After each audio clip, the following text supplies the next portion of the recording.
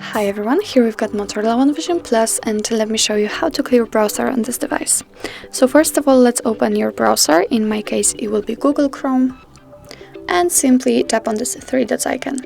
Let's tap on the history, and here we've got the full list of visited websites.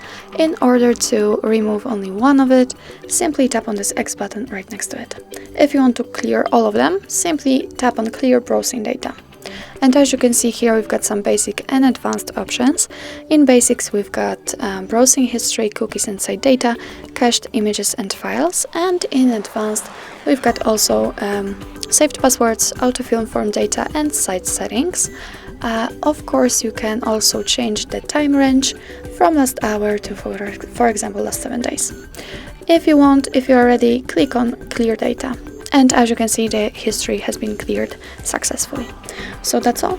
This is how to clear browsing data in your Motorola One Vision Plus.